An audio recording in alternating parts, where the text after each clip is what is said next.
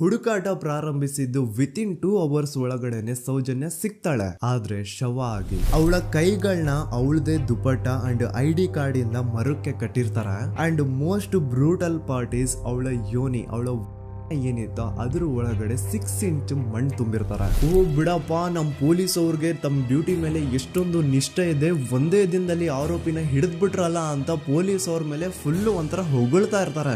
ಆದ್ರೆ ಪಾಪ ಜನರಿಗೆ ಎಲ್ಲಿ ಗೊತ್ತಿತ್ತು ಈ ಕೇಸ್ ನ ರಿಯಲ್ ಆರೋಪಿ ಬೇರೆ ಯಾರೋ ಇದಾರೆ, ಪೊಲೀಸ್ ಅವರೇ ಈ ಕೇಸ್ ನ ಮಿಸ್ಲೀಡ್ ಮಾಡೋದಕ್ಕೆ ಸುಮ್ನೆ ಸಂತೋಷ್ನ ಅರೆಸ್ಟ್ ಮಾಡಿದ್ದಾರೆ ಅಂತ. ಪೊಲೀಸ್ ಅವರು ಈ ಕೇಸ್ ಅಲ್ಲಿ ಕರಪ್ಟ್ ಆಗಿದ್ದಾರೆ, ಪೊಲೀಸ್ ಅವರೇ ಸತ್ಯ ಮುಚ್ಚಿಡ್ಲಿಕ್ಕೆ ಟ್ರೈ ಮಾಡ್ತಿದ್ದಾರೆ. ಹಾಗಾಗಿ ಈ ಕೇಸ್ ನ ಇನ್ಮುಂದೆ ಪೊಲೀಸ್ ಅವರಲ್ಲದೆ CBI ಅವರು ಇನ್ವೆಸ್ಟಿಗೇಷನ್ ಮಾಡಬೇಕು, ಈ ಕೇಸ್ ನ CBI ಒಪ್ಸಿ ಅಂತ ಅಗೇನ್ ಪ್ರೊಟೆಸ್ಟ್ ಗಳು ಸ್ಟಾರ್ಟ್ ಆಗ್ತವೆ. ಸೌಜನ್ಯ ಕೇಸ್ ಒಂದೇ ಅಲ್ಲ, ನಾರಾಯಣ ಹಾಗೂ ಯಮುನಾ ಕೇಸಲ್ಲೂ, ವೇದವಲ್ಲಿ ಕೇಸಲ್ಲೂ, ಆ ಬ್ಯಾಂಕ್ ಮ್ಯಾನೇಜರ್ ನ ಕೇಸಲ್ಲೂ ಹಾಗೂ ಪದ್ಮಲತಾ ಕೇಸಲ್ಲೂ ಸೀದಾ ಡೈರೆಕ್ಟ್ ಡೌಟ್ ಬರೋದೆ ಊರಿನ ಗೌಡ್ರ ಮೇಲೆ. ಸೌಜನ್ಯ ಕೇಸ್ ಬಿಟ್ಟು ಆ ಇನ್ನೊಂದು ಕೇಸ್ ಯಾವುದು, ಅದಕ್ಕೂ ಸಂತೋಷ್ಗೂ ಏನ್ ಸಂಬಂಧ, ಅದ್ರಲ್ಲಿ ಯಾಕೆ ಸಂತೋಷ್ನ ಪೊಲೀಸ್ ಅವರು ಫಿಟ್ ಮಾಡಿದ್ರು ಅಂತ ಪ್ರತಿಯೊಂದು ಹೇಳ್ತೀನಿ.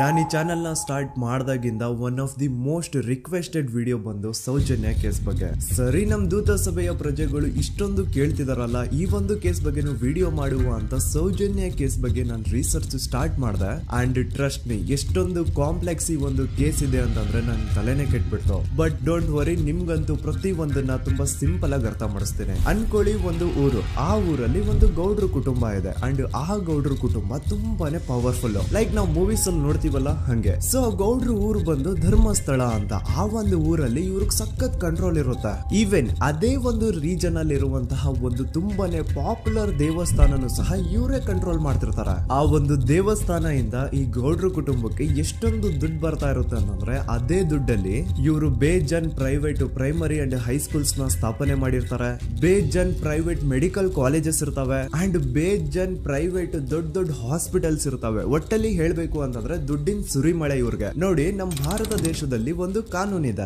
ದ ರಿಲಿಜಿಯಸ್ ಎಂಡೋಮೆಂಟ್ ಆಕ್ಟ್ 1863 ಅಂತ. ಬೇಸಿಕಲಿ ಈ ಒಂದು ಕಾನೂನು ಏನ್ ಹೇಳುತ್ತೆ ಅಂತಂದ್ರೆ, ಭಾರತದಲ್ಲಿ ಯಾವ್ದೆಲ್ಲ ಹಿಂದೂ ಟೆಂಪಲ್ಸ್ ಇದಾವೋ ಅವೆಲ್ಲ ಗವರ್ಮೆಂಟ್ ಪ್ರಾಪರ್ಟಿ. ಆ ಹಿಂದೂ ಟೆಂಪಲ್ಸ್ ನ ಮ್ಯಾನೇಜ್ಮೆಂಟ್ ಎಲ್ಲ ಗವರ್ಮೆಂಟ್ ಕೈಗೆ ಹೋಗಿ ಗವರ್ಮೆಂಟ್ ಡಿಸೈಡ್ ಮಾಡುತ್ತೆ ಆ ಮ್ಯಾನೇಜ್ಮೆಂಟ್ ಅಲ್ಲಿ ಯಾರ್ ಕೆಲ್ಸಕ್ಕೆ ಇರಬೇಕು, ಯಾರ್ ಕೆಲ್ಸಕ್ಕೆ ಇರಬಾರ್ದು, ಅಂಡ್ ಆ ಟೆಂಪಲ್ ಇಂದ ಬರ್ತಿರುವಂತಹ ಡೊನೇಷನ್ ಅಮೌಂಟ್ ನ ಏನ್ ಮಾಡ್ಬೇಕು ಅಂತ. ಸೊ ಈ ಒಂದು ಕಾನೂನಿನ ಪ್ರಕಾರ ಗವರ್ಮೆಂಟ್ ಇಂಡಿಯಾದಲ್ಲಿ ಇರುವಂತಹ ಆಲ್ಮೋಸ್ಟ್ ಎಲ್ಲಾ ಹಿಂದೂ ಟೆಂಪಲ್ಸ್ ನ ತನ್ನ ಕಂಟ್ರೋಲ್ ಅಲ್ಲಿ ತಗೋತಾ ಇರ್ಬೇಕಾದ್ರೆ ಗವರ್ಮೆಂಟ್ ಅಫಿಷಿಯಲ್ಸ್ ಧರ್ಮಸ್ಥಳ ಶ್ರೀ ಮಂಜುನಾಥ ದೇವಸ್ಥಾನಕ್ಕೂ ರೀಚ್ ಔಟ್ ಮಾಡ್ತಾರೆ. ಅಂಡ್ ಆಗ ಇಷ್ಟು ದಿನ ಟೆಂಪಲ್ ನ ಕಂಟ್ರೋಲ್ ಮಾಡ್ತಿದ್ದಂತಹ ಆ ಗೌಡ್ರ ಕುಟುಂಬ ಏನ್ ಹೇಳುತ್ತೆ ಗೊತ್ತಾ, ಇಲ್ಲ ಇದು ಹಿಂದೂ ಟೆಂಪಲ್ ಅಲ್ಲ, ಇದು ಜೈನ್ ಫ್ಯಾಮಿಲಿಗೆ ಬಿಲಾಂಗ್ ಮಾಡುವಂತಹ ಒಂದು ಪ್ರೈವೇಟ್ ಟೆಂಪಲ್ ಅಂತ ಹೇಳ್ತಾರೆ. ನಾನು ಇಷ್ಟು ದಿನ ಧರ್ಮಸ್ಥಳ ಶ್ರೀ ಮಂಜುನಾಥ ದೇವಸ್ಥಾನ ಒಂದು ಹಿಂದೂ ಟೆಂಪಲ್ ಅಂತ ಅನ್ಕೊಂಡಿದ್ದೆ, ಆದ್ರೆ ಈಗಷ್ಟೇ ನನಗೂ ಗೊತ್ತಾಗಿದ್ದು ಇದು ಹಿಂದೂ ಟೆಂಪಲ್ ಅಲ್ಲ, ಇದು ಒಂದು ಜೈನ್ ಫ್ಯಾಮಿಲಿಗೆ ಬಿಲಾಂಗ್ ಮಾಡುವಂತಹ ಪ್ರೈವೇಟ್ ಜೈನ್ ಟೆಂಪಲ್ ಅಂತ. ಸೊ ಹೀಗಾಗಿ ಗವರ್ಮೆಂಟ್ ಅಫಿಷಿಯಲ್ಸ್ ಏನೂ ಮಾಡಕ್ಕಾಗದೆ ಇವತ್ತಿನವರೆಗೂ ಈ ಒಂದು ಧರ್ಮಸ್ಥಳ ಶ್ರೀ ಮಂಜುನಾಥ ದೇವಸ್ಥಾನನ ಒಂದು ಪ್ರೈವೇಟ್ ಟ್ರಸ್ಟ್ ನಡೆಸ್ಕೊಂಡು ಹೋಗ್ತಿದೆ. ಅಂಡ್ ಆ ಪ್ರೈವೇಟ್ ಟ್ರಸ್ಟ್ ನ ಓನರ್ ಯಾರು, ಅದೇ ಗೌಡ್ರ ಕುಟುಂಬ. ನೋಡಿ, ನಾನು ಈ ವಿಡಿಯೋದಲ್ಲಿ ಯಾರ್ದು ರಿಯಲ್ ನೇಮ್ಸ್ ನ ಬಳಸ್ತಿಲ್ಲ. ಪ್ರೀವಿಯಸ್ಲಿ ಬೇರೆ ಯೂಟ್ಯೂಬರ್ಸ್ ತಮ್ಮ ವಿಡಿಯೋಸ್ ಅಲ್ಲಿ ರಿಯಲ್ ನೇಮ್ಸ್ ನ ಬಳಸಿದ್ದಾರೆ ಅನ್ನೋ ಒಂದೇ ಒಂದು ಕಾರಣಕ್ಕೆ ಅವ್ರ ವಿಡಿಯೋಸ್ ನ ಡಿಲೀಟ್ ಮಾಡಿಸಿದ್ದಾರೆ. ಸೊ ಅವ್ರ ಜೊತೆ ಆಗಿದ್ದು ನನ್ ಜೊತೆ ಆಗೋದ್ ಬೇಡ, ಸತ್ಯ ಮುಚ್ಚೋಗೋದು ನನ್ಗೆ ಇಷ್ಟ ಇಲ್ಲ. ಹಾಗಾಗಿ ನಾನಿಲ್ಲಿ ರಿಯಲ್ ನೇಮ್ಸ್ ನ ಬಳಸ್ತಿಲ್ಲ. ಆದ್ರೆ ನಾನು ಯಾರನ್ನ ಪಾಯಿಂಟ್ ಔಟ್ ಮಾಡಿ ಹೇಳ್ತಿದ್ದೀನಿ ಅನ್ನೋದು ಮಾತ್ರ ನಿಮಗೆ ತುಂಬಾ ಕ್ಲಿಯರ್ಲಿ ಅರ್ಥ ಆಗುತ್ತೆ. Don't worry.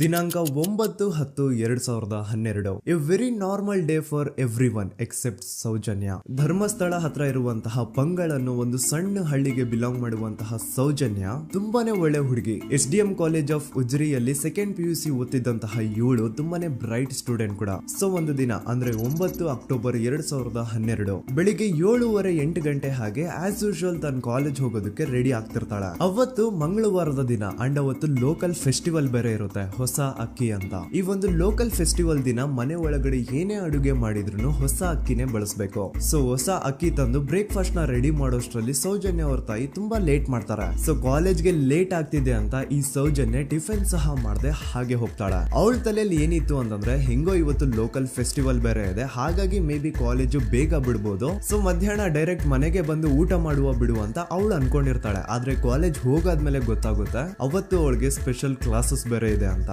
ಸೌಜನ್ಯ ಬ್ರೇಕ್ಫಾಸ್ಟ್ ಕೂಡ ಮಾಡಿರಲ್ಲ ಅಂಡ್ ಲಂಚ್ ಬಾಕ್ಸ್ ಕೂಡ ತಂದಿರಲ್ಲ. ಹಾಗಾಗಿ ಲಂಚ್ ಟೈಮ್ ಅಲ್ಲಿ ಸೌಜನ್ಯನ ಒಬ್ಳು ಫ್ರೆಂಡ್ ಜಾನ್ವಿ ತಾನ್ ತಂದಿರುವಂತಹ ಲಂಚ್ ಬಾಕ್ಸ್ ಅಲ್ಲಿ ಒಂದಿಷ್ಟು ಲಂಚ್ ನ ಆಫರ್ ಮಾಡ್ತಾಳ.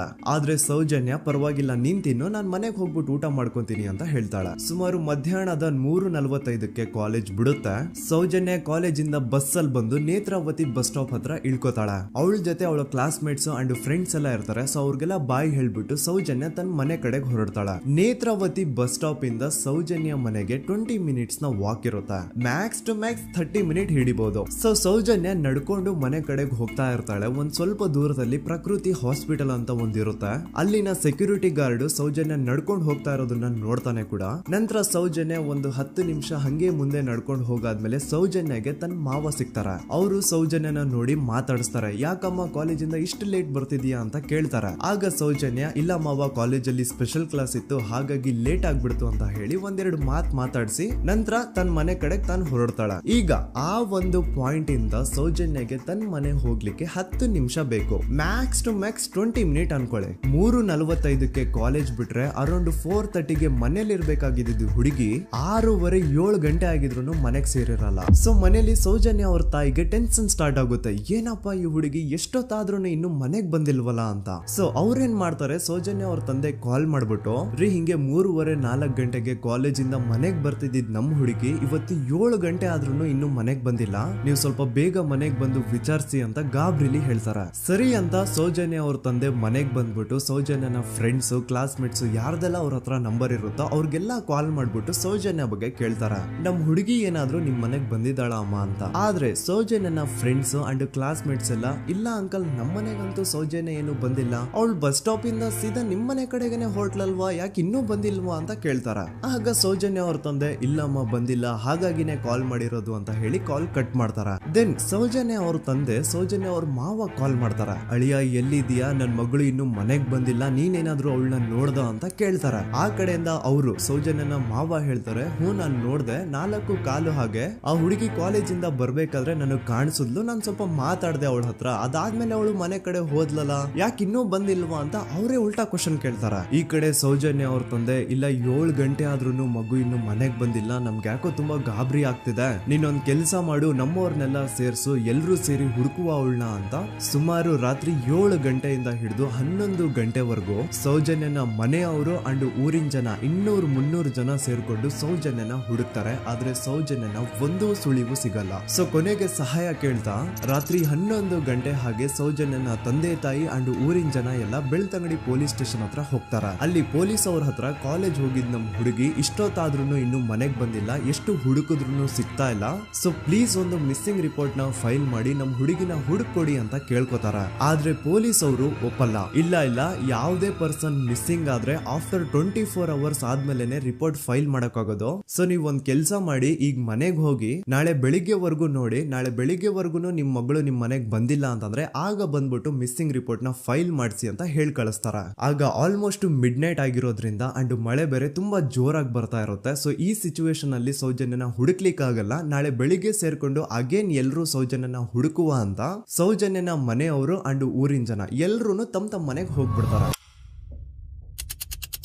ನೆಕ್ಸ್ಟ್ ದಿನ ಅಂದ್ರೆ 10 ಅಕ್ಟೋಬರ್ 2012 ಬುಧವಾರದ ದಿನ ಬೆಳಿಗ್ಗೆ 10 ಗಂಟೆ ಹಾಗೆ ಸೌಜನ್ಯನ ಮನೆಯವರು ಅಂಡ್ ಊರಿನ 200-300 ಜನ ಸೇರ್ಕೊಂಡು ಅಗೇನ್ ಸೌಜನ್ಯಗೋಸ್ಕರ ಹುಡುಕಾಟ ಸ್ಟಾರ್ಟ್ ಮಾಡ್ತಾರ. ಹುಡುಕಾಟ ಪ್ರಾರಂಭಿಸಿದ್ದು ವಿತಿನ್ 2 ಅವರ್ಸ್ ಒಳಗಡೆನೆ ಸೌಜನ್ಯ ಸಿಗ್ತಾಳೆ. ಆದ್ರೆ ಶವ ಆಗಿ ಆ 200-300 ಊರಿನ ಜನ ಎಲ್ಲ ಸೇರ್ಕೊಂಡು ಏನ್ ಸೌಜನ್ಯನ ಹುಡುಕ್ತಾ ಇದ್ರು ಅದರಲ್ಲಿ ಯಾರೋ ಒಬ್ರಿಗೆ ಸೌಜನ್ಯನ ಮನೆಯಿಂದ ಕೇವಲ 10 ನಿಮಿಷ ದೂರದಲ್ಲಿರುವಂತಹ ಒಂದು ಹಳ್ಳನ ದಡದಲ್ಲಿ ಸೌಜನ್ಯನ ಮೃತದೇಹ ಸಿಗುತ್ತಾ.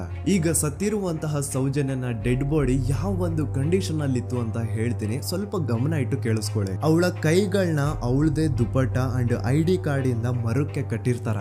ಅವಳ ಬಾಡಿ ಎಲ್ಲ ನೇಕೆಡ್ ಇರುತ್ತೆ, ಮೈ ಮೇಲೆ ಸರಿಯಾದ ಬಟ್ಟೆ ಇರಲ್ಲ, ಮೈ ಮೇಲೆ ಮಲ್ಟಿಪಲ್ ಕಟ್ ಮಾರ್ಕ್ಸ್ ಇರುತ್ತೆ, ತುಂಬಾ ಜೋರಾಗಿ ಹೊಡೆದಿರುವಂತಹ ಗಾಯಗಳು ಮೈ ಮೇಲೆ ಎದ್ದು ಕಾಣಿಸ್ತಿರ್ತವೆ. ಅವಳ ರಿಪ್ಸ್ ಎದೆ ಭಾಗದ ಮೂಳೆಗಳೆಲ್ಲ ಮುರಿದು ಹೋಗ್ಬಿಟ್ಟಿರ್ತವೆ. And most brutal part is ಅವಳ ಯೋನಿ, ಅವಳ ಏನಿತ್ತು ಅದ್ರ ಒಳಗಡೆ 6 ಇಂಚ್ ಮಣ್ಣು ತುಂಬಿರ್ತಾರೆ. ಆ ಬಾಡಿ ಕಂಡೀಷನ್ ನ ನೋಡಿದಾದ್ಮೇಲೆ ಒಂದಂತೂ ತುಂಬಾ ಕ್ಲಿಯರ್ ಆಗಿ ಅರ್ಥ ಆಗುತ್ತೆ, ಅವಳನ್ನ ಯಾರೋ ತುಂಬಾ ಫೋರ್ಸ್ಫುಲಿ ಮಾಡಿ ನಂತರ ನಿರ್ದಯವಾಗಿ ಸಾಯಿಸಿದ್ದಾರೆ ಅಂತ. ಇಲ್ಲಿ ಕ್ರಿಮಿನಲ್ಸ್ ನ ಬುದ್ಧಿವಂತಿಕೆ ನೋಡಿ ಪೊಲೀಸ್ ಅವ್ರಿಗೆ ಏನೂ ಸುಳಿವು ಸಿಗ್ಬಾರ್ದು ಅಂತ ಅವಳ ಯೋನಿ ಒಳಗಡೆ 6 ಇಂಚ್ ಅಷ್ಟು ಮಣ್ಣು ತುಂಬ ಹೋಗಿರ್ತಾರೆ. ಸೊ ದೆನ್ ಪೊಲೀಸ್ ಅವ್ರಿಗೆ ವಿಷಯ ಗೊತ್ತಾಗುತ್ತೆ. ಅವರು ಸ್ಪಾಟ್ ಗೆ ಬಂದು ಸೌಜನ್ಯನ ಬಾಡಿನ ರಿಕವರ್ ಮಾಡಿ ಆ ಒಂದು ಸ್ಪಾಟ್ ನ ಕಂಪ್ಲೀಟ್ ಸೀಸ್ ಮಾಡ್ತಾರೆ.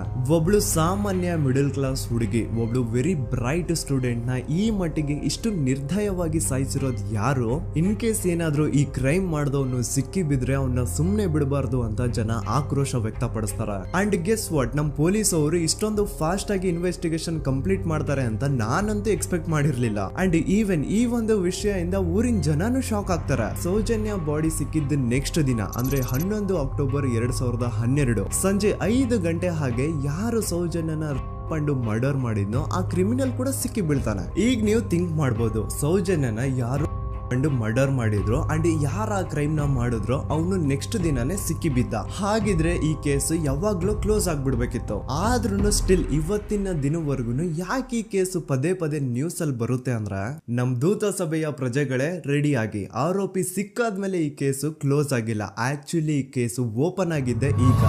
ನೋಡಿ, ಸೌಜನ್ಯನ ಬಾಡಿ ಸಿಕ್ಕಿದ್ದು ನೆಕ್ಸ್ಟ್ ದಿನ ಅಂದ್ರೆ 11 ಅಕ್ಟೋಬರ್ 2012. PSI ಯೋಗೇಶ್ ಅವರು ಯಾರನ್ನ ಈ ಕೇಸಲ್ಲಿ ಅರೆಸ್ಟ್ ಮಾಡಿದ್ರು ಅಂದ್ರೆ ಆತನ ಹೆಸರು ಬಂದು ಸಂತೋಷ್ ರಾವ್. 28-29 ವಯಸ್ಸಿರುವಂತಹ Santosh Rao first of all ಧರ್ಮಸ್ಥಳದವನು ಅಲ್ವೇ ಅಲ್ಲ, ಅವನು ಶೃಂಗೇರಿ. ಅವನು ಸಂತೋಷ್ ರಾವ್ ನ ತಂದೆ ಸ್ಕೂಲ್ ಟೀಚರ್ ಅಂಡ್ ತಾಯಿ ಹೌಸ್ ವೈಫ್. ಸಂತೋಷ್ ಮೊದ್ಲಿಂದನೂ ಒಂದ್ ಸ್ವಲ್ಪ ಮೆಂಟಲಿ ಇಲ್ಲಿರೋದ್ರಿಂದ ಅವನಿಗೆ ವಿದ್ಯೆ ಬರಹ ಅನ್ನೋದು ತಲೆಗೆ ಹೋಗಿರಲ್ಲ. ಹಾಗಾಗಿ ಅವನು ಶೃಂಗೇರಿಯಲ್ಲಿ ಒಂದು ಹೋಟೆಲ್ ಅಲ್ಲಿ ಕೆಲಸ ಮಾಡ್ತಿರ್ತಾನೆ. ಮೆಂಟಲಿ ಅನ್ಸ್ಟೇಬಲ್ ಇದ್ರೂ ಸಹ ಈತನಿಗೆ ದೇವ್ರ ಮೇಲೆ ಬಹಳ ನಂಬಿಕೆ ಇರುತ್ತೆ. ಹಾಗಾಗಿ ತಿಂಗಳಿಗೆ ಒಮ್ಮೆ ಆದ್ರೂ, ಅಟ್ಲೀಸ್ಟ್ 2 ತಿಂಗಳಿಗೆ ಒಮ್ಮೆ ಆದ್ರೂ ಈತ ಯಾವ್ದಾದ್ರು ಒಂದು ಪುಣ್ಯಕ್ಷೇತ್ರಕ್ಕೆ ವಿಸಿಟ್ ಮಾಡಿ ಬರ್ತಿರ್ತಾನೆ. ಹಾಗೇನೆ ಈ ಸತಿನೂ ಸಹ ಈತ ಧರ್ಮಸ್ಥಳಕ್ಕೆ ಬಂದಿರ್ತಾನೆ. ಇವನು ಧರ್ಮಸ್ಥಳಕ್ಕೆ ಬಂದಿದ್ದು ದಿನಾಂಕ 9 ಅಕ್ಟೋಬರ್ 2012. ಈ ದಿನಾಂಕನ ಸ್ವಲ್ಪ ನೋಟ್ ಮಾಡಿ ಇಟ್ಕೊಳ್ಳಿ, ಯಾಕಂತಂದ್ರೆ ಮುಂದೆ ಈ ಕೇಸಲ್ಲಿ ಇದೇ ಮೇಜರ್ ಟರ್ನಿಂಗ್ ಪಾಯಿಂಟ್. ಸೊ ಸೌಜನ್ಯನ ಡೆತ್ ಆಗಿಂತ ಒಂದು ದಿನ ಹಿಂದೆ ಧರ್ಮಸ್ಥಳಕ್ಕೆ ಬಂದಿರುವಂತಹ ಸಂತೋಷ್ ರಾವ್ಗೆ ಎಲ್ಲನೂ ಉಳ್ಕೊಳ್ಳಿಕ್ಕೆ ಹೋಟೆಲ್ ಅಲ್ಲಿ ಅಥವಾ ಲಾಡ್ಜ್ ಅಲ್ಲಿ ರೂಮ್ ಸಿಗಲ್ಲ. ರೀಸನ್ ಇಷ್ಟೇ, ಸಂತೋಷ್ ರಾವ್ ನೋಡ್ಲಿಕ್ಕೆ ಸ್ವಲ್ಪ ಮೆಂಟಲಿ ಅನ್ಸ್ಟೇಬಲ್ ಪರ್ಸನ್ ತರ ಇರ್ತಾನೆ. ಅವನ ಅವತಾರ, ಅವನ ವೇಷಭೂಷಣ ಅಷ್ಟು ಸರಿ ಇರಲ್ಲ. ಹಾಗಾಗಿ ಇವನ್ಗೆ ಯಾವುದೇ ಒಂದು ಹೋಟೆಲ್ ಅಲ್ಲಿ ಅಥವಾ ಲಾಡ್ಜ್ ಅಲ್ಲಿ ಎಲ್ಲಿನೂ ರೂಮ್ ಸಿಗಲ್ಲ. ಸೊ ಉಳ್ಕೊಳ್ಳೋಕೆ ಜಾಗ ಸಿಗದೆ ಇವನೇನ್ ಮಾಡ್ತಾನೆ, ಅಲ್ಲೇ ಹತ್ರದಲ್ಲಿರುವಂತಹ ಬಾಹುಬಲಿ ಬೆಟ್ಟಕ್ಕೆ ಹೋಗಿ ಅಲ್ಲಿರುವಂತಹ ಬಾಹುಬಲಿ ಸ್ಟ್ಯಾಚ್ಯೂ ಹತ್ರನೇ ಆಶ್ರಯ ತಗೊಳ್ತಾನೆ. ಅಂಡ್ 1-2 ದಿನ ಅವನು ಅಲ್ಲೇ ಉಳ್ಕೋತಾನೆ ಕೂಡ. ಡೇ ಟೈಮ್ ಅಲ್ಲಿ ಧರ್ಮಸ್ಥಳಕ್ಕೆ ಬಂದು ಧರ್ಮಸ್ಥಳ ಶ್ರೀ ಮಂಜುನಾಥ ದೇವಸ್ಥಾನದಲ್ಲಿದ್ದು ಅಲ್ಲೇ ಪ್ರಸಾದ ಊಟ ಎಲ್ಲ ಮಾಡಿ ನಂತರ ನೈಟ್ ಆಗ್ತಿದ್ದಂಗೆ ಬಾಹುಬಲಿ ಬೆಟ್ಟಕ್ಕೆ ಹೋಗಿ ಆ ಸ್ಟ್ಯಾಚ್ಯೂ ಹತ್ರನೇ ಮಲ್ಕೊಳ್ತಿರ್ತಾನೆ.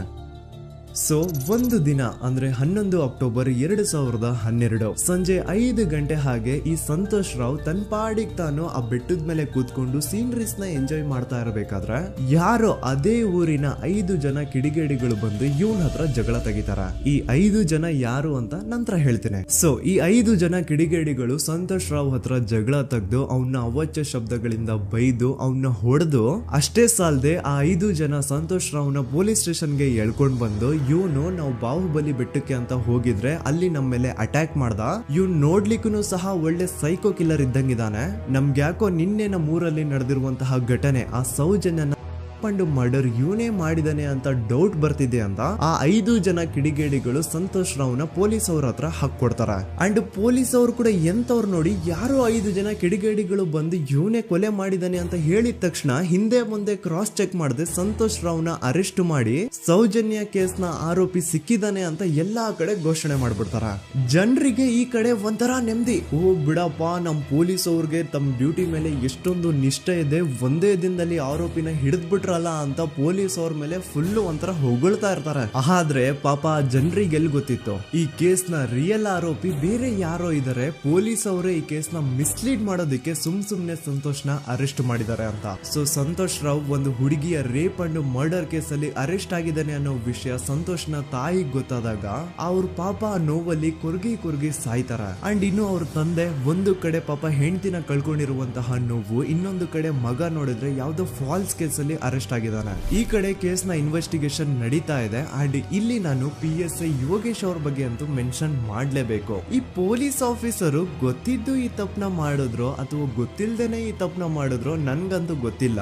ಸೊ ಇವ್ರು ಏನ್ ಮಾಡ್ತಾರೆ ಅಂತಂದ್ರೆ, ಸೌಜನ್ಯನ ಬಾಡಿನ ಪೋಸ್ಟ್ ಮಾರ್ಟಮ್ ಗೆ ಕಳಿಸಿದಾಗ ಡಾಕ್ಟರ್ಸ್ ಹಂಗೋ ಹಿಂಗೋ ಮಾಡಿ ಇಂದ ಕೆಲವೊಂದು ಸ್ಪರ್ಮ್ ನ ಸ್ಯಾಂಪಲ್ಸ್ ಕಲೆಕ್ಟ್ ಮಾಡ್ತಾರೆ. ಅದನ್ನ ಅವರು PSI ಯೋಗೇಶ್ ಗೆ ಕೊಟ್ಟು ಇದನ್ನ ವಿತಿನ್ 72 ಅವರ್ಸ್ ಒಳಗಡೆ ಇನ್ನೊಂದು ಲ್ಯಾಬ್ ಗೆ ಸಬ್ಮಿಟ್ ಮಾಡಿ ಅಂತ ತುಂಬಾ ಕ್ಲಿಯರ್ ಆಗಿ ಹೇಳ್ತಾರೆ. ಆದ್ರೆ PSI ಯೋಗೇಶ್ ಆ ಸ್ಪರ್ಮ್ ಸ್ಯಾಂಪಲ್ಸ್ ನ ವಿತಿನ್ 72 ಅವರ್ಸ್ ಒಳಗಡೆ ಲ್ಯಾಬ್ ಕಳ್ಸೋದಿರ್ಲಿ, ಅದನ್ನ 12 ದಿನ ಆದ್ಮೇಲೆ ಲ್ಯಾಬ್ ಕಳಿಸ್ತಾರೆ. ಅಷ್ಟೊತ್ತಿಗೆ ಆಲ್ರೆಡಿ ಆ ಸ್ಪರ್ಮ್ ಸ್ಯಾಂಪಲ್ಸ್ ಗೆಲ್ಲ ಫಂಗಸ್ ಹಿಡಿದು ಅದು ಅನ್ಫಿಟ್ ಫಾರ್ ಟೆಸ್ಟಿಂಗ್ ಅಂತ ಬರುತ್ತೆ. ಈಗ ನೀವೇ ಹೇಳಿ, ಎಂತ ಡಂಬೆಸ್ಟ್ ಪರ್ಸನ್ ಪೊಲೀಸ್ ಆಫೀಸರ್ ಆಗಿದ್ರು ಅವನ ಹತ್ರ ಒಂದು ಮರ್ಡರ್ ಕೇಸ್ ಬಂದಾಗ ಅವನ ಹತ್ರ ಇರೋ ಮೇನ್ ಸಾಕ್ಷಿನೇ, ಮೇನ್ ಎವಿಡೆನ್ಸ್ ಆ ಹುಡುಗಿಯ ಇಂದ ಕಲೆಕ್ಟ್ ಆಗುವಂತಹ ಸ್ಪರ್ಮ್ ಸ್ಯಾಂಪಲ್ಸ್. ಸೊ ಅದನ್ನ ಮೊದಲು ಲ್ಯಾಬ್ ಕಳಿಸಿ ಅದನ್ನ ಐಡೆಂಟಿಫೈ ಮಾಡೋದು ಪೊಲೀಸ್ ಅವರ ಫಸ್ಟ್ ಡ್ಯೂಟಿ. ಆದ್ರೆ ಇಲ್ಲಿ PSI ಯೋಗೇಶ್ ಅವರು ಇದನ್ನೇ ಮರ್ತು ಹೋದ್ರು ಅಂತ ನೋಡಿ. ಯಾವುದೇ ಒಂದು ಕೇಸ್ ಅಲ್ಲಿ ಪೊಲೀಸ್ ಅವರು ಆದಷ್ಟು ಎವಿಡೆನ್ಸ್ ನ ಕಲೆಕ್ಟ್ ಮಾಡೋದಕ್ಕೆ ಟ್ರೈ ಮಾಡ್ತಾರೆ. ಆದ್ರೆ ಈ ಒಂದು ಕೇಸ್ ಅಲ್ಲಿ ಮಾತ್ರ ಪೊಲೀಸ್ ಅವರು ಎವಿಡೆನ್ಸ್ ನ ಕಲೆಕ್ಟ್ ಮಾಡೋ ಬದಲಾಗಿ ಎವಿಡೆನ್ಸ್ ನ ಡಿಸ್ಟ್ರಾಯ್ ಮಾಡೋದ್ರಲ್ಲಿ ಮುಂದೆ ಇದ್ರು. ಅಷ್ಟೇ ಅಲ್ಲದೆ ಈ ಪೊಲೀಸ್ ಆಫೀಸರ್ ಸೇರ್ಕೊಂಡು ಸಂತೋಷ್ ರಾವ್ಗೆ ಸೆಲ್ ಅಲ್ಲಿ ಎಂತ ಟಾರ್ಚರ್, ಎಂತ ಹಿಂಸೆ ಕೊಡ್ತಾರೆ ಅಂದ್ರೆ ನೆನ್ಸ್ಕೊಂಡ್ರೆ ಮೈ ಜುಮ್ ಅನ್ನುತ್ತ. ಹೊಡಿಯೋದು, ಕೆಟ್ಟದಾಗ ಬೈಯೋದು ಇದೆಲ್ಲ common. Most brutal parties Santosh ರಾವ್ನ ಪ್ಯಾಂಟ್ ಬಿಚ್ಚಿ ಅವನ ಪ್ರೈವೇಟ್ ಪಾರ್ಟ್ ಮೇಲೆ ಬಿಸಿ ಬಿಸಿ ಕುದೀತಾ ಇರುವಂತಹ ನೀರ್ ಚಲ್ತಾರ. ಈ ಕ್ರೈಮ್ ನೀನೇ ಮಾಡಿದ್ಯಾ ಅಂತ ಒಪ್ಕೋ, ಇಲ್ಲ ಅಂತಂದ್ರೆ ನಿನ್ನ ಸೆಲ್ ಒಳಗಡೆನೆ ಸಾಯಿಸ್ಬಿಡ್ತೀವಿ, ನಿನ್ನ ತಂದೆ ತಾಯಿ ಎಲ್ರು ಸಾಯಿಸ್ಬಿಡ್ತೀವಿ ಅಂತ ಬ್ಲಾಕ್ ಮೇಲ್ ಮಾಡ್ತಾರ. ನೋಡಿ, ಸಂತೋಷ್ ರಾವ್ ಜಾಗದಲ್ಲಿ ನನ್ನಂತ ನಿಮ್ಮಂತ ನಾರ್ಮಲ್ ಪರ್ಸನ್ ಯಾರಾದ್ರೂ ಇದ್ದಿದ್ರೆ ಪೊಲೀಸ್ ಅವರು ಕೊಡ್ತಿರುವಂತಹ ಹಿಂಸೆನ ತಡ್ಕೊಳಕ್ಕಾಗದೆ ಆ ಕ್ರೈಮ್ ಮಾಡಿಲ್ಲ ಅಂದ್ರೂ ಮಾಡಿದೀನಿ ಅಂತ ಒಪ್ಕೊಬಿಡ್ತಾ ಇದ್ವಿ. ಆದ್ರೆ ಸಂತೋಷ್ ರಾವ್ ಮೆಂಟಲಿ ಇಲ್ಲಿರೋದೇ ಅವನ್ಗೆ ಅಡ್ವಾಂಟೇಜ್ ಆಗೋಯ್ತು. ಪೊಲೀಸ್ಗಳು ಸಂತೋಷ್ ರಾವ್ಗೆ ಎಷ್ಟೇ ಹೊಡೆದ್ರು, ಎಷ್ಟೇ ಬೈದ್ರು, ಎಷ್ಟೇ ಬ್ಲಾಕ್ ಮೇಲ್ ಮಾಡಿದ್ರು ಸಂತೋಷ್ ರಾವ್ ಬಾಯಲ್ಲಿ ನಾನ್ ಈ ಕ್ರೈಮ್ ನ ಮಾಡಿಲ್ಲ ಅಂತಾನೆ ಬರುತ್ತೆ ಹೊರತು ಆ ಕ್ರೈಮ್ ನ ಅವನು ಒಪ್ಕೊಳ್ಳೋದೇ ಇಲ್ಲ. ದೆನ್ ಕೋರ್ಟ್ ಟ್ರಯಲ್ಸ್ ಸ್ಟಾರ್ಟ್ ಆಗುತ್ತೆ. ಈ ಕ್ರೈಮ್ ನ ಸಂತೋಷೇ ಮಾಡಿದಾನೆ ಅಂತ ಸೌಜನ್ಯ ಕಡೆಯ ಲಾಯರ್ ವಾದ ಮಾಡ್ತಾನೆ. ಅದಕ್ಕೆ ಆಪೋಸಿಟ್ ಆಗಿ ಸಂತೋಷ್ ರಾವ್ ಕಡೆಯಿಂದ ಒಬ್ರು ಲಾಯರ್ ಇಲ್ಲ, ಸಂತೋಷ್ ರಾವ್ ಈ ಕ್ರೈಮ್ ನ ಮಾಡ್ಲಿಕ್ಕೆ ಸಾಧ್ಯನೇ ಇಲ್ಲ ಅಂತ ವಾದ ಮಾಡ್ತಿರ್ತಾರೆ. ಅಂಡ್ ಕೋರ್ಟ್ ಇಂದ ಆಚೆಗಡೆ ಸಂತೋಷ್ ರಾವ್ ನ ಅಗೇನ್ಸ್ಟ್ ಸ್ಟೂಡೆಂಟ್ಸ್ ಪ್ರೊಟೆಸ್ಟ್ ನಡೆಯುತ್ತೆ, ಪಬ್ಲಿಕ್ ಪ್ರೊಟೆಸ್ಟ್ ನಡೆಯುತ್ತೆ. ಅರೆಸ್ಟ್ ಆಗಿರುವಂತಹ ಸಂತೋಷ್ ರಾವ್ಗೆ ಗಲ್ಲಿಗೇರಿಸ್ರಿ ಅಂತ ಅವ್ರು ಡಿಮ್ಯಾಂಡ್ ಮಾಡ್ತಿರ್ತಾರೆ. ಸೊ ಹೀಗೆ ಒಂದು 2-3 ವರ್ಷ ಕಳೆದು ಹೋಗುತ್ತೆ. ನಂತರ ಒಂದು ಕೋರ್ಟ್ ಟ್ರಯಲ್ ಅಲ್ಲಿ ಸಂತೋಷ್ ರಾವ್ ಪರವಾಗಿ ಹೋರಾಡ್ತಿದ್ದಂತಹ ಲಾಯರ್ ಯಾಕೆ ಈ ಕೇಸ್ ಅಲ್ಲಿ ಸಂತೋಷ್ ಆರೋಪಿ ಅಲ್ಲ ಅಂತ ಪ್ರೂವ್ ಮಾಡ್ಲಿಕ್ಕೆ ಕೆಲವೊಂದು ಪಾಯಿಂಟ್ಸ್ ನ ಮುಂದೆ ಇಡ್ತಾರೆ. ಅದೇನಂತಂದ್ರೆ, ಮೊದಲನೇದಾಗಿ ಸಂತೋಷ್ ರಾವ್ ಈ ಕ್ರೈಮ್ ನ ಮಾಡಿದಾನೆ ಅಂತ ಒಬ್ರು ಒಂದು ಐ ವಿಟ್ನೆಸ್ ಇರಲ್ಲ. ಇನ್ನೊಂದೇನು ಅಂತಂದ್ರೆ, ಯಾವೊಂದು ಕಂಡೀಷನ್ ಅಲ್ಲಿ, ಯಾವೊಂದು ಬ್ರೂಟಲ್ ಕಂಡೀಷನ್ ಅಲ್ಲಿ ಸೌಜನ್ಯನ ಬಾಡಿ ಸಿಕ್ಕಿತ್ತೋ ಅದನ್ನ ಗಮನದಲ್ಲಿ ಇಟ್ಕೊಂಡು ಸ್ವಲ್ಪ ಪ್ರಾಕ್ಟಿಕಲ್ ಆಗಿ ಥಿಂಕ್ ಮಾಡಿದ್ರೆ ಆ ಒಂದು ಭೀಕರ ಕ್ರೈಮ್ ನ ಒಬ್ನೇ ಮಾಡ್ಲಿಕ್ಕೆ ಸಾಧ್ಯನೇ ಇಲ್ಲ. ಇನ್ನೊಂದು ಪಾಯಿಂಟ್ ಏನು ಅಂತಂದ್ರೆ, ಸೌಜನ್ಯನ ಇಂದ ಪೊಲೀಸ್ ಅವ್ರಿಗೆ ಯಾವುದೇ ಸ್ಪರ್ಮ್ ಸ್ಯಾಂಪಲ್ ಸಿಗ್ಬಾರ್ದು ಅಂತ 6 ಇಂಚು ಅಷ್ಟು ಮಣ್ಣು ಹಾಕಿರ್ತಾರ. ಸೊ ಈಗ ನೀವೇ ಹೇಳಿ, ಮೆಂಟಲಿ ಇಲ್ಲಿರುವಂತಹ ಪರ್ಸನ್ಗೆ ಇಷ್ಟೊಂದು ಬುದ್ಧಿವಂತಿಕೆ ಇರುತ್ತಾ ಅನ್ಕೊಳ್ಳಿ. ಅಷ್ಟೊಂದು ಬುದ್ಧಿವಂತಿಕೆ ಅವ್ನಿಗಿದ್ರು ಆ ಕ್ರೈಮ್ ಮಾಡಾದ್ಮೇಲೆ ಅವನ ಆ ಊರಿಂದ ಓಡ್ ಹೋಗ್ಬೋದಾಗಿತ್ತು. ಆದ್ರೆ ಮತ್ತ್ಯಾಕೆ ಅವನು ಅದೇ ಊರಲ್ಲೇ ಇರ್ತಾನೆ. ಅಂಡ್ ಸೌಜನ್ಯ ಕೊನೆಯದಾಗಿ ಪ್ರಕೃತಿ ಹಾಸ್ಪಿಟಲ್ ಮುಂದ್ಗಡೆಯಿಂದ ನಡ್ಕೊಂಡು ಹೋಗ್ತಾ ಇರ್ಬೇಕಾದ್ರೆ ಆ ಪ್ರಕೃತಿ ಹಾಸ್ಪಿಟಲ್ ನ ಸೆಕ್ಯೂರಿಟಿ ಗಾರ್ಡ್ ನೋಡ್ತಾನೆ. ಅಂಡ್ ಪ್ರಕೃತಿ ಹಾಸ್ಪಿಟಲ್ ನ ಆಚೆಗಡೆ CCTV ಕ್ಯಾಮರಾನು ಇರುತ್ತೆ. ಸಡನ್ಲಿ ಆ CCTV ಫುಟೇಜ್ ಕೂಡ ಕಾಣೆ ಆಗ್ಬಿಡುತ್ತಾ. ಇನ್ನೊಂದೇನು ಅಂತಂದ್ರೆ, ಸೌಜನ್ಯನ ಮರ್ಡರ್ ಆಗಿದ್ದು ನೆಕ್ಸ್ಟ್ ದಿನಾನೇ ಪೊಲೀಸ್ ಅವರು ಆರೋಪಿನ ಹಿಡಿದ್ರು. ಸೊ ಹಾಗಿದ್ದಾಗ ಆ ಕಲೆಕ್ಟ್ ಮಾಡಿರುವಂತಹ ಸ್ಪರ್ಮ್ ಸ್ಯಾಂಪಲ್ಸ್ ನ ಲ್ಯಾಬ್ ಗೆ ಕಳಿಸಿ ಇವನೇ ಆರೋಪಿ ಅಂತ ಕನ್ಫರ್ಮ್ ಮಾಡೋ ಬದಲಾಗಿ ಯಾಕೆ ಪೊಲೀಸ್ ಅವರು ಆ ಸ್ಪರ್ಮ್ ಸ್ಯಾಂಪಲ್ಸ್ ನ ತಮ್ಮ ಹತ್ರನೇ ಇಟ್ಕೊಂಡು 12 ದಿನವರೆಗೂ ಅದಕ್ಕೆ ಫಂಗಸ್ ಹಿಡಿಯೋವರೆಗೂ ಕಾದು ಆಮೇಲೆ ಅದನ್ನ ಲ್ಯಾಬ್ ಕಳಿಸಿದ್ರು. ಅಂಡ್ ಮೇನ್ ಇಂಪಾರ್ಟೆಂಟ್ ಆಗಿ ಸಂತೋಷ್ ರಾವ್ಗೆ ಒಂದು ಗುಪ್ತ ರೋಗ ಇರುತ್ತೆ, ಅದೇ ಫಿಮೋಸಿಸ್ ಅಂತ. ಈ ಕಾಯಿಲೆ ಏನು ಅಂತ ನಾನು ಈ ವಿಡಿಯೋದಲ್ಲಿ ಡೀಟೇಲ್ಡ್ ಆಗಿ ಎಕ್ಸ್ಪ್ಲೈನ್ ಮಾಡ್ಲಿಕ್ಕೆ ಆಗಲ್ಲ. ಜಸ್ಟ್ ತಿಳ್ಕೊಳ್ಳಿ, ಈ ಒಂದು ಕಾಯಿಲೆ ಇರೋರು ಇಂಟಿಮಸಿ ಮಾಡ್ಲಿಕ್ಕೆ ಆಗಲ್ಲ. ಇನ್ ಕೇಸ್ ಮಾಡಿದ್ರು ಅವರು ಸುಖ ಅಲ್ಲ ನರಕ ಕಾಣ್ತಾರ. ಸೊ ಇಷ್ಟೆಲ್ಲ ವ್ಯಾಲಿಡ್ ಪಾಯಿಂಟ್ಸ್, ಇಷ್ಟೆಲ್ಲ ಫ್ಯಾಕ್ಟ್ಸ್ ಕಣ್ ಮುಂದೆ ಇರ್ಬೇಕಾದ್ರೆ ಸ್ಟಿಲ್ ಪೊಲೀಸ್ ಅವರು ಯಾಕೆ ಈ ಕ್ರೈಮ್ ನ ಸಂತೋಷ್ ರಾವ್ ಮಾಡಿದಾನೆ ಅಂತ ಇವನ್ ಹಿಂದೆ ಬಿದ್ದಿದ್ದಾರೆ. ಯಾಕೆ ಅವರು ಈ ಕ್ರೈಮ್ ಇವನ್ ಬಿಟ್ರೆ ಬೇರೆ ಯಾರಾದ್ರೂ ಮಾಡಿರ್ಬೋದಲ್ಲ ಅಂತ ಆ ಆಂಗಲ್ ಅಲ್ಲಿ ಇನ್ವೆಸ್ಟಿಗೇಷನ್ ಮಾಡ್ತಿಲ್ವಲ್ಲ ಅಂತ ಪೊಲೀಸ್ ಅವರ ಇನ್ವೆಸ್ಟಿಗೇಷನ್ ಮೇಲೆ ಈಗ ಕ್ವಶನ್ ಬರುತ್ತೆ. So after hearing all of this, ಎಲ್ಲರಿಗೂ ಈಗ ಪೊಲೀಸ್ ಅವರ ಇನ್ವೆಸ್ಟಿಗೇಷನ್ ಇನ್ವೆಸ್ಟಿಗೇಷನ್ ಮೇಲೆ ಡೌಟ್ ಬರುತ್ತೆ. ಅಂಡ್ ಈವನ್ ಸೌಜನ್ಯ ಅವ್ರ ಮನೆಯವರು ಕೂಡ ನಿಜವಾದ ಆರೋಪಿ ಸಂತೋಷ್ ಅಲ್ಲ ಅಂತ ತಮ್ಮ ಅಭಿಪ್ರಾಯನ ವ್ಯಕ್ತಪಡಿಸ್ತಾರೆ. ಆಗ ಅಲ್ಲಿವರೆಗೂ ಸಂತೋಷ್ ರಾವ್ನ ಗಲ್ಲಿಗೇರಿಸಿ ಅಂತ ಏನು student protest and public protest ಎಲ್ಲ ನಡೀತಾ ಇತ್ತು, ಈಗ ಅದೆಲ್ಲ ನಿಂತ್ ಹೋಗಿ ಎಲ್ಲಾ ಹೇಟ್ ರೇಟ್ ಪೊಲೀಸ್ ಅವ್ರ ಕಡೆಗೆ ಹೋಗುತ್ತೆ. ಪೊಲೀಸ್ ಅವರು ಈ ಕೇಸಲ್ಲಿ ಕರಪ್ಟ್ ಆಗಿದ್ದಾರೆ, ಪೊಲೀಸ್ ಅವರೇ ಸತ್ಯ ಮುಚ್ಚಿಡ್ಲಿಕ್ಕೆ ಟ್ರೈ ಮಾಡ್ತಿದ್ದಾರೆ. ಹಾಗಾಗಿ ಈ ಕೇಸ್ನ ಇನ್ಮುಂದೆ ಪೊಲೀಸ್ ಅವರಲ್ಲದೆ ಸಿಬಿಐ ಅವರು ಇನ್ವೆಸ್ಟಿಗೇಷನ್ ಮಾಡಬೇಕು, ಈ ಕೇಸ್ನ ಸಿಬಿಐಗೆ ಒಪ್ಸಿ ಅಂತ ಅಗೇನ್ ಪ್ರೊಟೆಸ್ಟ್ ಗಳು ಸ್ಟಾರ್ಟ್ ಆಗ್ತವೆ. ಸೊ ಧರ್ಮಸ್ಥಳದಲ್ಲಿ ಇಷ್ಟೊಂದು ಹೋರಾಟಗಳಾಗ್ತಿದಾವೆ, ಒಬ್ಳು ಹುಡುಗಿ ಜೊತೆ ಇಷ್ಟೊಂದು ಅನ್ಯಾಯ ಆಗಿದೆ, ಆದ್ರೂ ಸಹ ಧರ್ಮಾಧಿಕಾರಿ ಏನು ಮಾತೇ ಆಡ್ತಿಲ್ವಲ್ಲ ಈ ಹುಡುಗಿ ಬಗ್ಗೆ ಅಂತ ಜನರು ಪ್ರಶ್ನೆ ಮಾಡಿದಾಗ ಆಗ ಧರ್ಮಾಧಿಕಾರಿನೂ ಜನರು ಮುಂದೆ ಬಂದ್ಬಿಟ್ಟು ಈ ಕೇಸ್ನ ಸಿಬಿಐಗೆ ಒಪ್ಸಿ ಅಂತ ಹೋರಾಟ ಮಾಡ್ತಾರ. ನಂತರ ಈ ಒಂದು ಕೇಸು ಪೊಲೀಸ್ ಅವರಿಂದ ಸಿಬಿಐ ಕೈಗೆ ಹೋಗುತ್ತೆ. ಸಿಬಿಐ ಕೈಗೆ ಹೋಗಿದ ತಕ್ಷಣ ಇಲ್ಲೇನು ಸತ್ಯ ಹೊರಗೆ ಬಂದಿಲ್ಲ. ಆ ಸಿಬಿಐ ಅವರು 3-4 ವರ್ಷ ಟೈಮ್ ತಗೊಂಡು ಮತ್ತೆ ಈ ಒಂದು ಕೇಸ್ನ ಇನ್ವೆಸ್ಟಿಗೇಷನ್ ಮಾಡ್ತಾರ.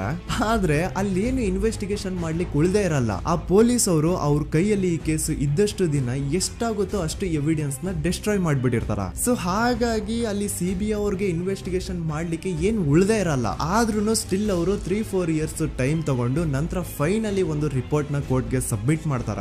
ಅಂಡ್ ಸಿಬಿಐ ಅವರು ಕೋರ್ಟ್ ಗೆ ಸಬ್ಮಿಟ್ ಮಾಡಿರುವಂತಹ ಆ ಒಂದು ರಿಪೋರ್ಟ್ ಅಲ್ಲಿ ಏನಿತ್ತು ಅಂದ್ರೆ ಸಿಬಿಐ ಇನ್ವೆಸ್ಟಿಗೇಷನ್ ಕನ್ಫರ್ಮ್ಸ್ ದಟ್ ಈ ಒಂದು ಕ್ರೈಮ್ ನ ಸಂತೋಷ್ ರಾವ್ ಮಾಡಿದಾನೆ ಅಂತ.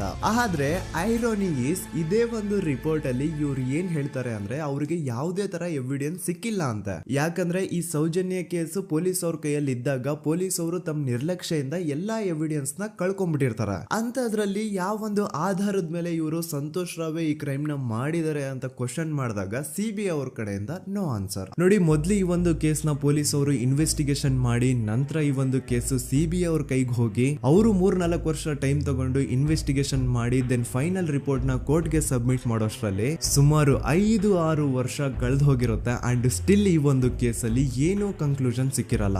ಎವ್ರಿ ಇಯರ್ ಸೌಜನ್ಯನ ಬರ್ತ್ಡೇ ಇದ್ದಾಗ ಅಥವಾ ತಿಥಿ ಇದ್ದಾಗ ಅವಳನ್ನ ನೆನೆಸ್ಕೊಂಡು ಅವಳ ಹೆಸರಲ್ಲಿ public protest and student protest ನಡೀತಾನೆ ಇರ್ತವೆ. ಸೊ ಒಂದು ದಿನ ಈ ಒಂದು ಪ್ರೊಟೆಸ್ಟ್ ಗಳ ನ್ಯೂಸ್ ಗಿರೀಶ್ ಮುಟ್ಟಣ್ಣನವರ ಗಮನಕ್ಕೆ ಬರುತ್ತೆ. ಯಾರು ಈ ಗಿರೀಶ್ ಮುಟ್ಟಣ್ಣನವರ ಅಂದ್ರೆ ಇವರು very honest X police man. ನೀವು ನಂಬಲ್ಲ, ಇವ್ರು ಪೊಲೀಸ್ ಆಫೀಸರ್ ಇದ್ದಾಗ ಪಬ್ಲಿಕ್ ಅಲ್ಲಿ ಒಬ್ಬ MLA ಹೊಡೆದಿರ್ತಾರ. ಅಷ್ಟೇ ಅಲ್ಲ, ಪೊಲೀಸ್ ಡಿಪಾರ್ಟ್ಮೆಂಟ್ ಅಲ್ಲಿ ಕರಪ್ಷನ್ ಇದೆ, ಕರಪ್ಷನ್ ಇದ್ದಿದ್ ಕಡೆ ನಾನ್ ಇರಲ್ಲ ಅಂತ ಹೇಳ್ಬಿಟ್ಟು ತಮ್ಮ ಪೊಲೀಸ್ ಡ್ಯೂಟಿನ ಬಿಟ್ಬಿಟ್ಟು ಈಗ ಸಮಾಜದಲ್ಲಿ ಏನೇ ಅನ್ಯಾಯ ಆಗಿದ್ರು ಅದ್ರ ಅಗೇನ್ಸ್ಟ್ ವಾಯ್ಸ್ ರೈಸ್ ಮಾಡ್ತಿದಾರೆ. ಸೊ ಈ ಗಿರೀಶ್ ಮುಟ್ಟಣ್ಣನವರಿಗೆ ಸೌಜನ್ಯ ಕೇಸ್ ಬಗ್ಗೆ ಗೊತ್ತಾದಾಗ ಅವ್ರಿಗೆ ಈ ಕೇಸು ತುಂಬಾನೇ ಕಾಡುತ್ತೆ.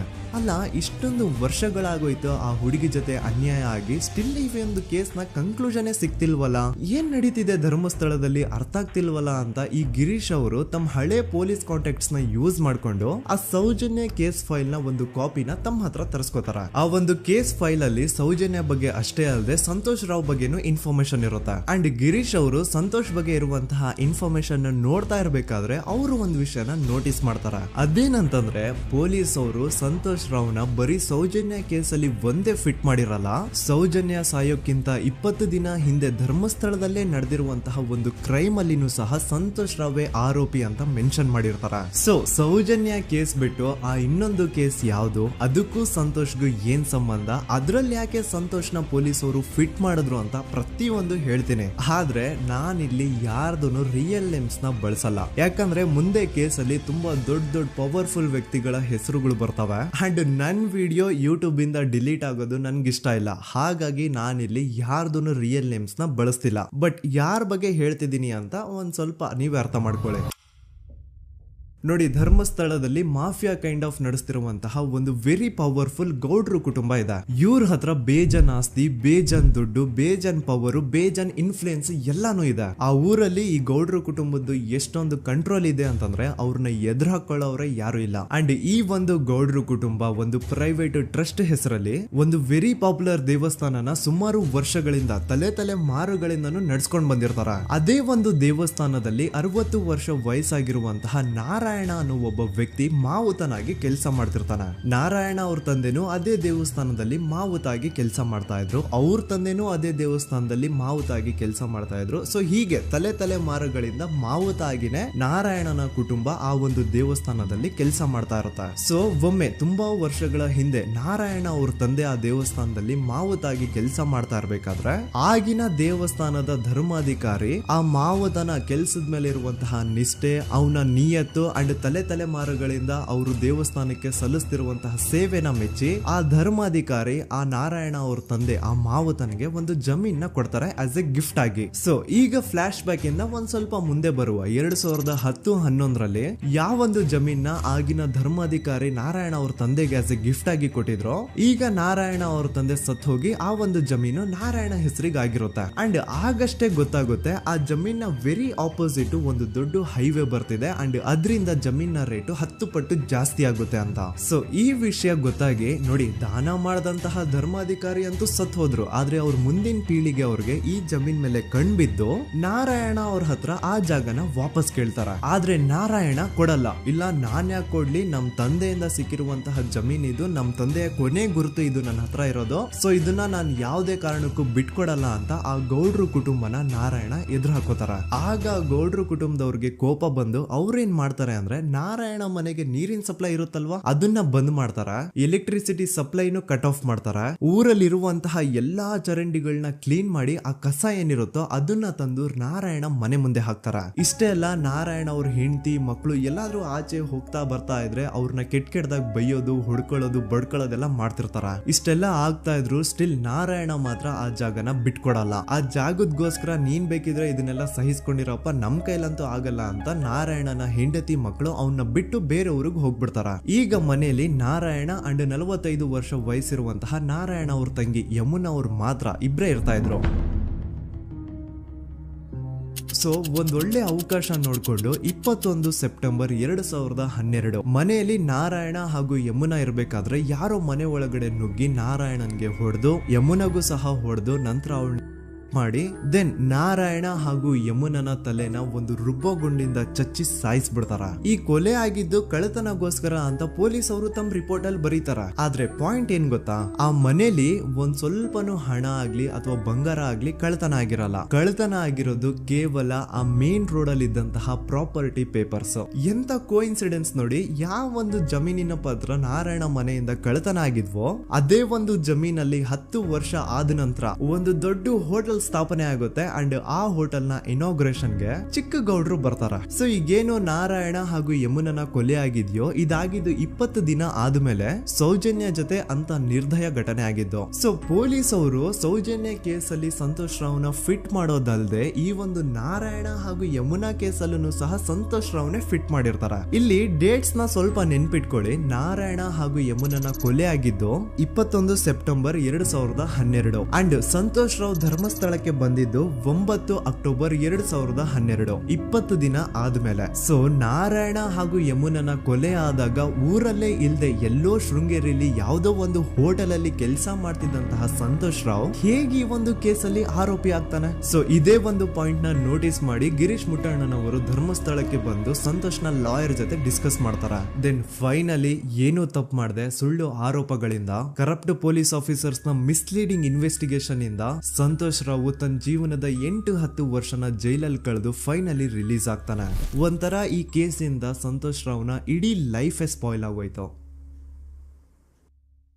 ಈಗ ಸಂತೋಷ್ ರಾವ್ ರಿಯಲ್ ಆರೋಪಿ ಅಲ್ಲ ಅಂತ ಕೋರ್ಟ್ ಅಲ್ಲಿ ಪ್ರೂವ್ ಆಯ್ತು. ಹಾಗಿದ್ರೆ ರಿಯಲ್ ಆರೋಪಿ ಯಾರು? ಪೊಲೀಸ್ ಅವರು ಯಾಕೆ ಕೇಸಲ್ಲಿ ಇಷ್ಟೊಂದು ಅನ್ಫೇರ್ ಇನ್ವೆಸ್ಟಿಗೇಷನ್ ಮಾಡಿದ್ರು? ಯಾರ ರಿಯಲ್ ಹೆಸರನ್ನ ಮುಚ್ಚಿಡ್ಲಿಕ್ಕೆ ಪೊಲೀಸ್ ಆಫೀಸರ್ಸ್ ಈ ಒಂದು ಕೇಸಲ್ಲಿ ಸಂತೋಷ್ ರಾವ್ನ ಸಿಗ್ಹಾಕ್ಸಿದ್ರು? ಇದೆಲ್ಲ ಥಿಂಕ್ ಮಾಡ್ತಾ ಹೋದ್ರೆ ನೋಡಿ ಆ ಊರಲ್ಲಿ ಆ ಪೊಲೀಸ್ ಆಫೀಸರ್ಸ್ಗೆ ಲಂಚ ಕೊಡೋಷ್ಟು, ಒಂದು ಪೊಲೀಸ್ ಇನ್ವೆಸ್ಟಿಗೇಷನ್ ನ ಸ್ಟಾಪ್ ಮಾಡೋಷ್ಟು ಅಥವಾ ಇನ್ವೆಸ್ಟಿಗೇಷನ್ ನ ಮಿಸ್ಲೀಡ್ ಮಾಡೋಷ್ಟು ಇನ್ಫ್ಲುಯೆನ್ಸ್ ಆಗ್ಲಿ, ಪವರ್ ಆಗ್ಲಿ ಅಥವಾ ಮನಿ ಆಗ್ಲಿ ಊರಿನ ಗೌಡ್ರು ಹತ್ರ ಮಾತ್ರ ಇದ್ದಿದ್ದು. ಸೊ ಈಗ ಸಂಶಯದ ಮುಳ್ಳು ಗೌಡ್ರು ಕಡೆ ತಿರುಗುತ್ತಾ. ನೋಡಿ ಪೊಲೀಸ್ ಅವರು ಸುಮ್ನೆ ಸಂತೋಷ್ ರಾವ್ನ ನಾರಾಯಣ ಹಾಗೂ ಯಮುನಾ ಕೇಸಲ್ಲಿ ಫಿಟ್ ಮಾಡಿದ್ರು. ಈಗ ಆ ಒಂದು ಕೊಲೆ ಪ್ರಕರಣಕ್ಕೂ ಸಂತೋಷ್ ರಾವ್ಗೂ ಏನು ಸಂಬಂಧನ ಇರ್ಲಿಲ್ಲ. ಹಂಗೆ ಥಿಂಕ್ ಮಾಡಿ ನಾರಾಯಣ ಸತ್ರೆ ಅಥವಾ ಅವನ ತಂಗಿ ಯಮುನಾ ಸತ್ರೆ ಯಾರಿಗ ಅಡ್ವಾಂಟೇಜ್ ಆಗುತ್ತೆ? ಊರಿನ ಗೌಡ್ರಿಗೆ, ಯಾಕಂದ್ರೆ ಅವ್ರಿಗ ಜಮೀನ್ ಸಿಗುತ್ತಾ. ಸೊ ಈಗ ನಾರಾಯಣ ಹಾಗೂ ಯಮುನಾ ಕೇಸಲ್ಲಿ ಸಂತೋಷ್ ರಾವ್ ಆರೋಪಿ ಅಲ್ಲ ಅಂತ ಪ್ರೂವ್ ಆದ್ಮೇಲೆ ಹಾಗಿದ್ರೆ ಆ ಕೊಲೆ ಮಾಡ್ದವ್ರು ಯಾರು ಅಂತ ಹಾಗೆ ಥಿಂಕ್ ಮಾಡಿದ್ರೆ ಗಿರೀಶ್ ಮುಟ್ಟಣ್ಣನವರಿಗೆ ಆ ಊರಿನ ಗೌಡ್ರ ಮೇಲೆ ಡೌಟ್ ಬರುತ್ತೆ. ಅದೇ ಒಂದು ಡೌಟ್ ಅಲ್ಲಿ ಗಿರೀಶ್ ಮುಟ್ಟಣ್ಣನವರು ಮಹೇಶ್ ತಿಮ್ರೊಡ್ಡಿ ಅಂತ ಇನ್ನೊಬ್ರ ಜೊತೆ ಸೇರ್ಕೊಂಡು ಈ ಹಿಂದೆ ಆ ಒಂದು ಊರಲ್ಲಿ ಆ ಧರ್ಮಸ್ಥಳದಲ್ಲಿ ಈ ಊರಿನ ಗೌಡ್ರು ಯಾವ್ದಾವ್ದೆಲ್ಲ ಕ್ರೈಮ್ಗಳು ಮಾಡಿದಾರೆ ಅಂತ ಊರಿನ ಜನರಿಂದ ತಿಳ್ಕೊತಾರ. ನಂತರ ಆ ಊರಿನ ಜನ ಯಾವ್ದಾವ್ದೆಲ್ಲ ಮ್ಯಾಟರ್ಸ್ ಹೇಳಿದ್ರು ಆ ಕೇಸ್ ಫೈಲ್ಸ್ ನೆಲ್ಲ ತಿರುಗಿಸಿ ಮುರುಗಿಸಿ ನೋಡಿದಾಗ ನೀವು ನಂಬಲ್ಲ, ಸೌಜನ್ಯ ಕೇಸ್ ಏನೇನು ಅಲ್ಲ, ಅದಕ್ಕಿಂತ ಭೀಕರ ಕೊಲೆಗಳು ಧರ್ಮಸ್ಥಳದಲ್ಲಿ ಆಗಿವೆ. ಅಂಡ್ ಎಲ್ಲಾ ಕೊಲೆಗಳ ಹಿಂದೆ ಗೌಡ್ರು ಕುಟುಂಬದ್ದೇ ಕೈ ಇದೆ ಅಂತ ಎದ್ದು ಕಾಣಿಸುತ್ತೆ. 1977 ವೇದಾವಲ್ಲಿ ಕೇಸ್. ಧರ್ಮಸ್ಥಳ ಹತ್ತಿರ SDM ಪ್ರೈಮರಿ ಅಂಡ್ ಹೈಸ್ಕೂಲ್ ಅಂತ ಒಂದು ಸ್ಕೂಲ್ ಇರುತ್ತೆ. ಅಂಡ್ ಈ ಒಂದು ಪ್ರೈವೇಟ್ ಸ್ಕೂಲ್ ಬೇರೆ ಯಾರ್ದು ಅಲ್ಲ, ಆ ಗೌಡ್ರ ಕುಟುಂಬದ. ಈ ಸ್ಕೂಲ್ ಅಲ್ಲಿ 1977 ಅಲ್ಲಿ ವೇದಾವಲ್ಲಿ ಅಂತ ಒಬ್ರು ಟೀಚರ್ ವರ್ಕ್ ಮಾಡ್ತಿರ್ತಾರ.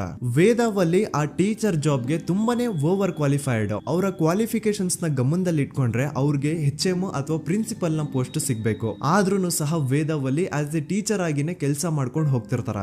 ಒಮ್ಮೆ ಏನಾಗುತ್ತೆ, ಸ್ಕೂಲ್ ಅಲ್ಲಿ ಪ್ರಿನ್ಸಿಪಲ್ ನ ಪೋಸ್ಟ್ ಖಾಲಿ ಆಗುತ್ತೆ. ಅಂಡ್ ಆ ಒಂದು ಪೋಸ್ಟ್ ಗೆ ಎಲ್ರು ಏನ್ ಅನ್ಕೊಳ್ತಾರೆ, ವೇದಾವಲ್ಲಿನೇ ಸೆಲೆಕ್ಟ್ ಮಾಡೋದು ಅಂತ. ಆದ್ರೆ ವೇದಾವಲ್ಲಿಯ ಕ್ಯಾಸ್ಟ್ ಬೇರೆ ಇದೆ ಅನ್ನೋ ಒಂದೇ ಒಂದು ಕಾರಣಕ್ಕೆ ಆ ಪ್ರಿನ್ಸಿಪಲ್ ನ ಪೋಸ್ಟ್ ವೇದಾವಲ್ಲಿಗೆ ಸಿಗದೆ ಬೇರೆ ಯಾರನ್ನೋ ತಂದು ಕೂರಿಸ್ಬಿಟ್ಟಿರ್ತಾರ. ಇದರಿಂದ ಟೀಚರ್ ವೇದಾವಲ್ಲಿಗೆ ತುಂಬಾ ಕೋಪ ಬಂದು ಅವ್ರ ಸ್ಕೂಲ್ ಮುಂದೆ ಪ್ರೊಟೆಸ್ಟ್ ಮಾಡೋದ್ ಸ್ಟಾರ್ಟ್ ಮಾಡ್ತಾರ.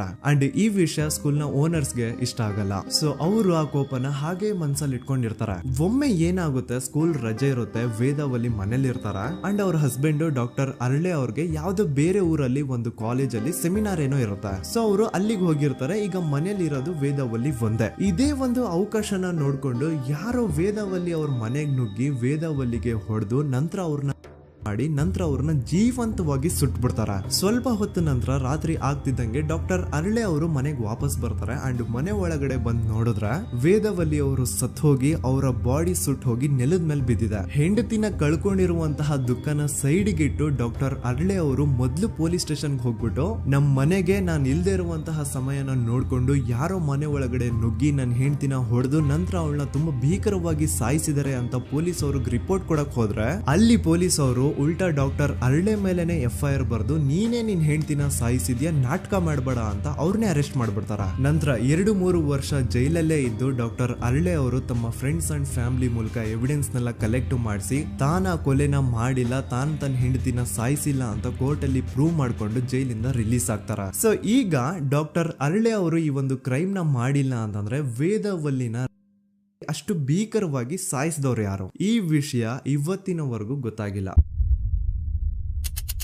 1986 ಅಲ್ಲಿ ನಡೆದಂತಹ ಪದ್ಮಲತಾ ಕೇಸ್. ಪದ್ಮಲತಾ ಅವ್ರ ತಂದೆ ಕಮ್ಯುನಿಸ್ಟ್ ಪಾರ್ಟಿನ ಲೀಡರ್ ಇರ್ತಾರೆ. ಅವ್ರ ರಿಯಲ್ ನೇಮ್ ಏನು ಅಂತ ನಮಗ್ ಗೊತ್ತಾಗಿಲ್ಲ, ಬಟ್ ಈ ವಿಡಿಯೋದಲ್ಲಿ ಅವ್ರ ಹೆಸರು ಲಕ್ಷ್ಮಣ್ ಅಂತ ಅನ್ಕೊಳ್ಳಿ. ಸೊ ಕಮ್ಯುನಿಸ್ಟ್ ಪಾರ್ಟಿನ ಲೀಡರ್ ಇರುವಂತಹ ಲಕ್ಷ್ಮಣ್ ಅವ್ರಿಗೆ ಊರಲ್ಲಿ ತುಂಬಾನೇ ಸಪೋರ್ಟ್ ಇರುತ್ತೆ. ಊರಿನ ಜನರ ಫೇವ್ರೇಟ್ ಇರ್ತಾರೆ ಇವರು. ಅಂಡ್ ಅದೇ ವರ್ಷ ಅಂದ್ರೆ 1986 ಅಲ್ಲಿ ಪಂಚಾಯತ್ ಎಲೆಕ್ಷನ್ ಬೇರೆ ಇರುತ್ತೆ. ಅಂಡ್ ಎಲ್ರಿಗೂ ಗೊತ್ತಿತ್ತು ಲಕ್ಷ್ಮಣೆ ಗೆಲ್ಲೋದು ಅಂತ. ಆ ಪಂಚಾಯತ್ ಎಲೆಕ್ಷನ್ ಅಲ್ಲಿ ಲಕ್ಷ್ಮಣ್ನ ಆಪೋಸಿಟ್ ಗೌಡ್ರಿಗೆ ತುಂಬಾ ಬೇಕಾಗಿರೋರು ಒಬ್ರು ನಿಂತಿರ್ತಾರ. ಅಂಡ್ ಅವ್ರಿಗೂ ಗೊತ್ತಿತ್ತು ಎಲೆಕ್ಷನ್ ಏನಾದ್ರು ಆದ್ರೆ ಲಕ್ಷ್ಮಣ ಎಲೆಕ್ಷನ್ ಅಲ್ಲಿ ಗೆಲ್ಲೋದು ಅಂತ. ಸೊ ಎಲ್ಲಿ ಸೋತೋಗ್ಬಿಡ್ತೀವೋ ಅನ್ನೋ ಭಯಕ್ಕೆ ಆ ಗೌಡ್ರು ಕಡೆ ಅವ್ರು ಏನ್ ಮಾಡ್ತಾರೆ, ಲಕ್ಷ್ಮಣ್ನ ಅಪ್ರೋಚ್ ಮಾಡಿ ಮುಚ್ಕೊಂಡು ಈ ಪಂಚಾಯತ್ ಎಲೆಕ್ಷನ್ ಅಲ್ಲಿ ನಿನ್ ನಾಮಿನೇಷನ್ ನ ಕ್ಯಾನ್ಸಲ್ ಮಾಡು ಅಂತ ವಾರ್ನಿಂಗ್ ಕೊಡ್ತಾರ.